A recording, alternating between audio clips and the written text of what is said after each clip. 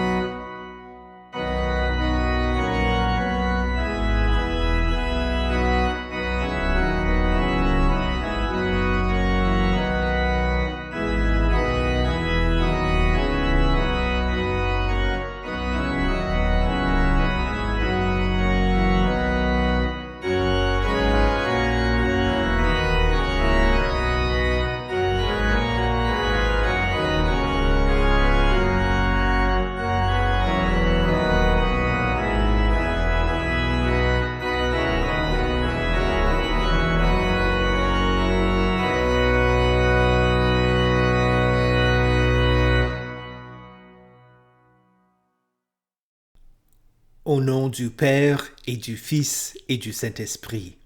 Amen. Chers amis, en ce jour, l'Église, dans le souvenir de notre Seigneur Jésus-Christ, célèbre sa résurrection glorieuse avec joie. Saint Paul dit, « Ignorez-vous que nous tous, baptisés en Jésus-Christ, c'est en sa mort que nous avons été baptisés. Par le baptême en sa mort, nous avons donc été ensevelis avec lui, afin que, comme Christ est ressuscité des morts, par la gloire du Père, nous menions, nous aussi, une vie nouvelle. » Confessons notre foi en Dieu le Père, le Fils et le Saint-Esprit, le nom de notre Dieu en qui nous avons été baptisés. Je crois en Dieu, le Père Tout-Puissant, Créateur du ciel et de la terre. Je crois en Jésus-Christ, son Fils unique, notre Seigneur, qui a été conçu du Saint-Esprit et qui est né de la Vierge Marie. Il a souffert sous Ponce Pilate. Il a été crucifié, il est mort, il a été enseveli. Il est descendu aux enfers. Le troisième jour, il est ressuscité des morts. Il est monté au ciel. Il siège à la droite de Dieu, le Père Tout-Puissant, et il viendra de là pour juger les vivants et les morts. Je crois au Saint-Esprit, la Sainte Église universelle, la communion des saints, la rémission des péchés, la résurrection de la chair et la vie éternelle. Amen. Si donc vous êtes ressuscités avec Christ, recherchez les choses d'en haut, où Christ est assis à la droite de Dieu. Attachez-vous aux réalités d'en haut, et non à celles qui sont sur la terre. En effet, vous avez connu la mort, et votre vie est cachée avec Christ en Dieu. Quand Christ, notre vie, apparaîtra, alors vous apparaîtrez aussi avec lui dans la gloire. Faites donc mourir en vous ce qui est terrestre, l'immoralité sexuelle, l'impureté, les passions, les mauvais désirs et la soif de posséder, qui est une idolâtrie. Confessons nos péchés à Dieu. Dieu Tout-Puissant, aie pitié de nous. Pardonne-nous nos péchés et conduis-nous à la vie éternelle. Amen. Christ est mort pour mes péchés, Pour mes péchés, Pour mes péchés. Pour mes péchés. pour tes péchés. par son sang, Christ les a effacés. Christ est ressuscité. Il est vraiment ressuscité. Que Dieu Tout-Puissant, le Père de notre Seigneur Jésus-Christ, qui vous a accordé la nouvelle naissance d'eau et d'esprit, et qui vous a pardonné tous vos péchés, vous fortifie de sa grâce pour la vie éternelle. Amen. Prions. Dieu Tout-Puissant, qui par ton Fils unique Jésus-Christ a vaincu la mort et nous a ouvert la porte de la vie éternelle. Accorde-nous, qui fêtons dans la joie de sa résurrection, d'être ressuscités de la mort du péché par ton Esprit vivant, par Jésus-Christ, ton Fils, notre Seigneur, qui vit et règne avec toi et le Saint-Esprit, un seul Dieu, maintenant et pour les siècles des siècles. Amen.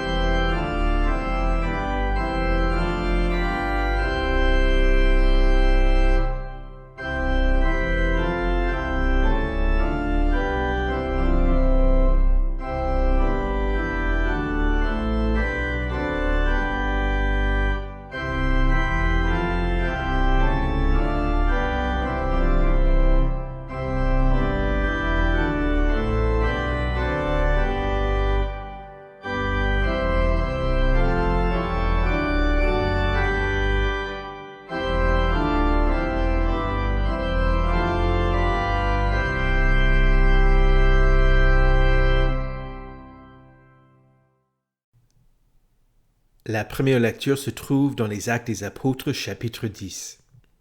Alors Pierre prit la parole et dit, « En vérité, je reconnais que Dieu ne fait pas de favoritisme, et que dans toute nation, celui qui le craint et qui pratique la justice lui est agréable. Il a envoyé sa parole aux Israélites en leur annonçant la paix par Jésus-Christ, qui est le Seigneur de tout. Vous savez ce qui est arrivé dans toute la Judée, après avoir commencé en Galilée suite au baptême que Jean a prêché. Vous savez comment Dieu a déversé une onction de Saint-Esprit et de puissance sur Jésus de Nazareth, qui allait de lieu en lieu, en faisant le bien et en guérissant tous ceux qui étaient sous la domination du diable, parce que Dieu était avec lui. Nous sommes témoins de tout ce qu'il a fait dans le pays des Juifs et à Jérusalem. Lui qu'ils ont tué en le clouant sur la croix, Dieu l'a ressuscité le troisième jour et a permis qu'il apparaisse non à tout le peuple, mais aux témoins choisis d'avance par Dieu, à nous qui avons mangé et bu avec lui après sa résurrection.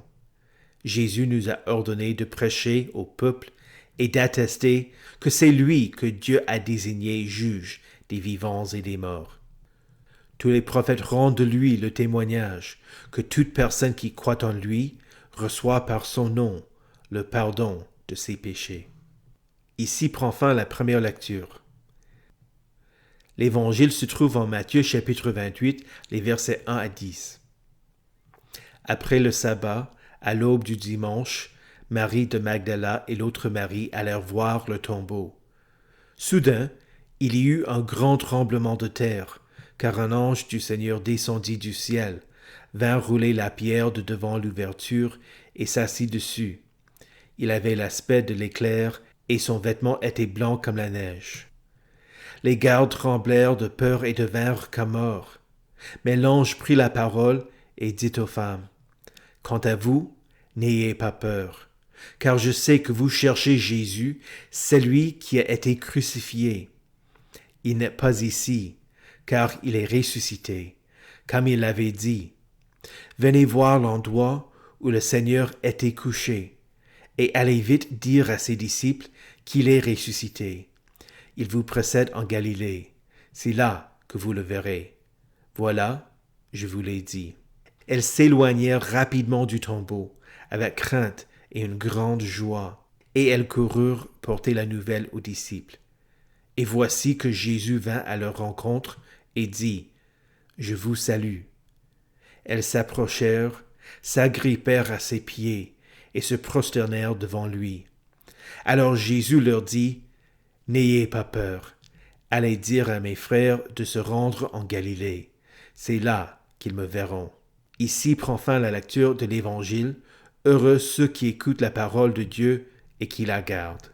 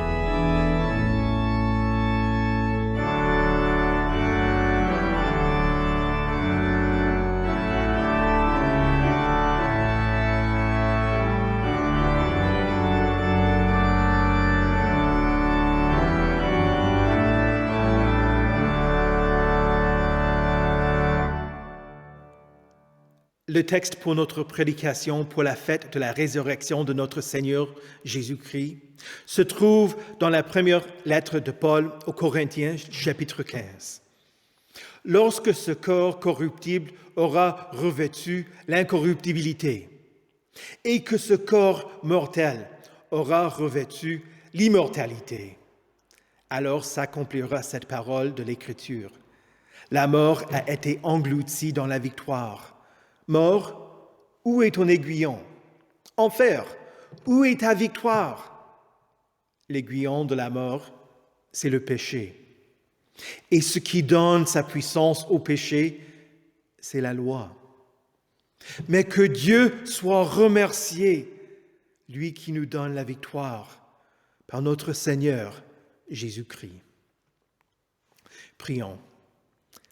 Père éternel, par la prédication de la parole, que nous soyons trouvés en Christ, avec une justice qui s'obtient par la foi dans la puissance de sa résurrection, pour parvenir nous-mêmes à la résurrection d'entre les morts.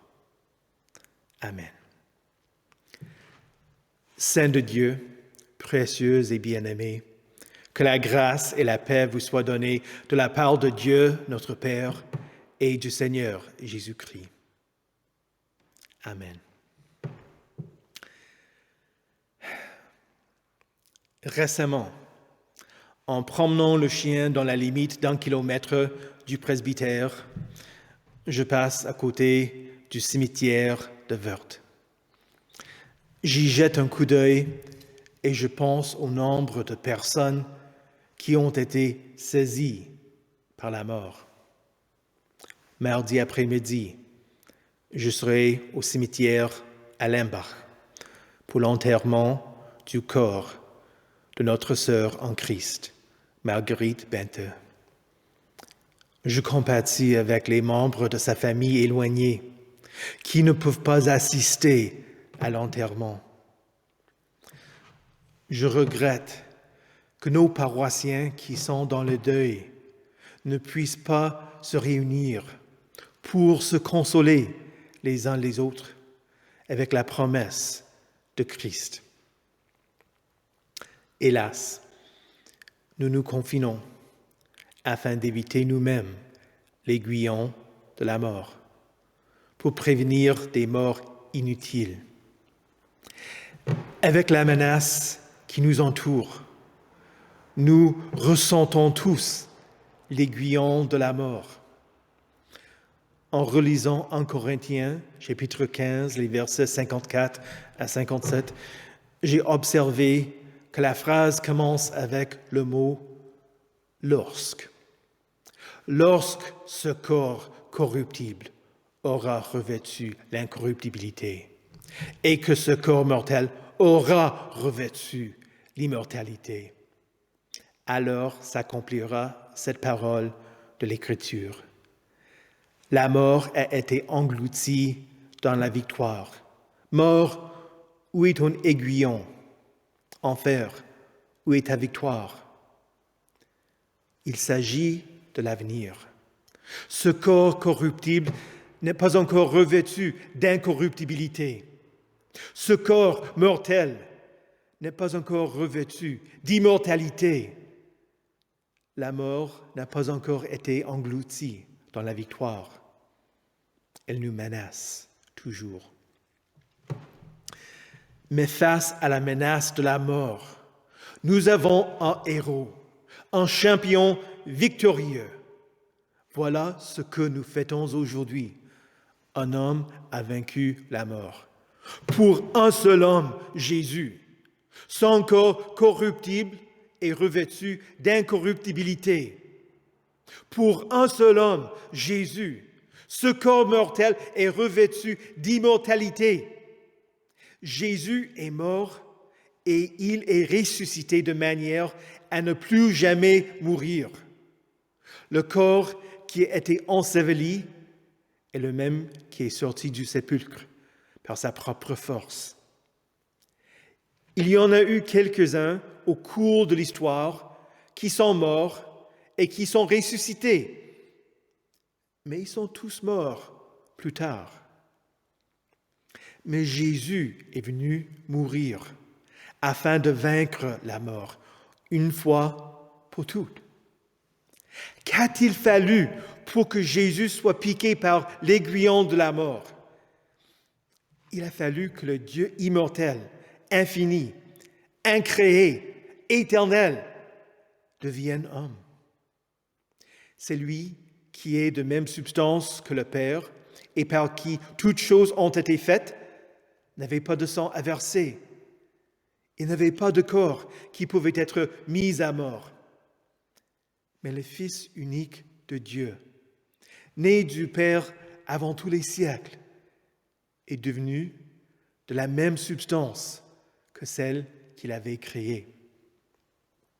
Jésus, qui n'était qu'esprit, partage maintenant et pour toute éternité la condition humaine. Jésus est Dieu parfait, homme parfait, composé d'une âme raisonnable et de chair humaine. Il a été fait homme afin de vaincre la mort. Il est venu vaincre celui qui détenait le pouvoir de la mort, c'est-à-dire le diable. Jésus l'a accompli en se mettant entre nous et la mort. Imaginez qu'une abeille qu'on appelle la mort entre dans votre maison par une fenêtre ouverte. La taille de la bestiole dépasse celle de toute autre abeille que vous avez jamais vue. Elle mesure 30 cm. Elle a un dard énorme. Il est évident que toute personne piquée sera empoisonnée et mourra. Elle bourdonne autour de votre tête et vous la chassez. Elle va d'une personne à l'autre et chacun fait ce qu'il peut pour l'éviter. Une personne se cache en dessous de la table. Une autre personne fuit la maison. Les enfants se protègent en se cachant derrière leurs frères et sœurs. Ne m'y pique pas! Pique-le plutôt! La menace continue et l'insecte refuse de sortir, bien que vous ayez ouvert toutes les portes et toutes les fenêtres. Vous ne pouvez rien faire pour éviter la mort. Vous êtes impuissant face à l'envahisseur. Mais Jésus vient. Il se met entre l'abbé et tous les membres de la famille. Il vous protège. L'abbé s'avance, son dard perce les mains et les pieds de Jésus. L'aiguillon perce son côté jusqu'au cœur et du sang et de l'eau coulent de lui. L'abbé arrache le dard en s'envolant, pensant qu'elle est victorieuse. Elle tourmente toujours la famille, mais n'est qu'une menace en l'air, parce qu'elle n'a plus de dard. En piquant Jésus, la mort mourra. Désormais, elle n'est pas plus dangereuse qu'une mouche. Son bourdonnement est énervant, mais le gros danger est passé. Paul écrit, « L'aiguillon de la mort, c'est le péché, et ce qui donne sa puissance au péché, c'est la loi. Mais que Dieu soit remercié, lui qui nous donne la victoire, par notre Seigneur Jésus-Christ. » Cela ne veut pas dire que nous ne sommes pas touchés par la mort. Et donc, comment devons-nous comprendre la mort, étant donné que Jésus l'a vaincue? Disons qu'il y a deux morts, la petite mort et la grande mort. Soyez certains, Jésus s'est chargé des deux. Mais cette division nous aide à mieux comprendre ce qui se passe. La grande mort, c'est la mort éternelle. C'est la colère de Dieu contre le péché. Le salaire du péché, c'est la mort. Mais le don gratuit de Dieu, c'est la vie éternelle en Jésus-Christ, notre Seigneur. Maintenant, Jésus vous pardonne. Croyez-le. Par la foi en lui, vous avez la vie qui n'aura pas de fin. Mais j'ai dit au début du sermon que lorsque est suivi d'une phrase qui est dans l'avenir. Lorsque ce corps corruptible aura revêtu l'incorruptibilité et que ce corps mortel aura revêtu l'immortalité. Ce qui reste pour nous, c'est la petite mort. La mort où votre corps est semé corruptible, mais il ressuscite incorruptible. Il est semé méprisable, mais il ressuscite glorieux. Il est semé infirme. Il ressuscite plein de force. Pour continuer la comparaison entre une piqûre, il y a quelques semaines, j'ai donné du sang quand il y a eu une collecte à Gersdorf. J'ai été piqué 2 fois. La première n'était qu'une petite prise de sang au bout de mon doigt pour décider si je pouvais être donneur. Ensuite, ils ont utilisé une grande aiguille pour le prélèvement de sang. En rentrant à la maison et pour les prochains jours, je me suis rendu compte que la grande aiguille ne m'a pas fait autant de mal que la petite piqûre de mon doigt. Chaque fois que j'ai touché avec le bout de mon doigt, ça m'a fait mal. Et j'ai ressenti la blessure. Mais quant à la grande aiguille, je n'ai rien ressenti. Jésus a subi la grande mort pour nous libérer de la puissance du péché et de la mort éternelle. Nous n'échappons pas à la petite piqûre, à la petite mort, mais la grande mort ne nous fera aucun mal, parce que Christ est mort et il est ressuscité. Il a vaincu la grande mort pour nous tous. Et la preuve est aussi qu'il a vaincu la petite mort. Pour lui, nous ressusciter au dernier jour sera aussi facile que la guérison de la petite blessure au bout de mon doigt. Pourquoi? Parce que le corps corruptible de Marguerite, qui sera enterré, revêtira l'incorruptibilité. Son corps mortel revêtira l'immortalité. Les événements de la première Pâque se déroulaient au cimetière. Jésus avait été enseveli dans le sépulcre de Joseph d'Arimathée, dans lequel personne n'avait encore été enseveli. Mais ce n'était qu'un sépulcre parmi d'autres. Les femmes sont allées au cimetière pour finir l'enterrement. 2 des disciples ont couru vers le sépulcre et ils ont vu que le corps n'y était plus. Et voilà ce que nous attendons du dernier jour. Jésus a vaincu la mort. Non pour lui seul, mais pour tous les siens. Et ce jour-là, nous dirons, mort, où est ton aiguillon? Enfer, où est ta victoire? Nous vivrons la nouvelle réalité que la mort a été engloutie dans la victoire de Jésus. Christ est ressuscité, il est vraiment ressuscité. Alléluia. Amen. Prions le Seigneur. Répands sur ton Église, Seigneur, l'éclat de ta lumière, qu'illuminés par l'enseignement de tes apôtres, nous puissions marcher dans la lumière de ta vérité pour atteindre la plénitude de la vie éternelle. Ô Seigneur Jésus-Christ, qui par ta mort a ôté l'aiguillon de la mort, accorde à tes serviteurs de suivre par la foi la voie que tu leur as tracée, pour qu'enfin nous nous endormions paisiblement en toi, et que nous nous réveillions dans ton image.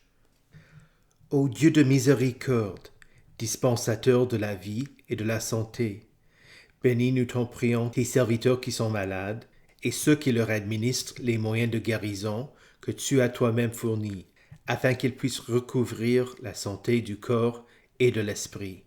Dieu Tout-Puissant, Père des miséricordes et dispensateur de toute consolation, montre ta clémence, nous t'en prions, à tous ceux qui pleurent, afin qu'ils puissent posséder la consolation de ton amour. Dieu Tout-Puissant et très miséricordieux, nous accourons à toi en ce temps de pandémie, pour implorer ton secours et pour te supplier de nous délivrer des dangers dont nous sommes entourés. Accorde la force et l'habileté nécessaires à tous ceux qui soignent les malades, rend efficaces les moyens qu'ils emploient à leur guérison, et fait que, en face de la fragilité et de l'incertitude de l'existence humaine, nous appliquions nos cœurs à cette sagesse qui conduit à la vie éternelle.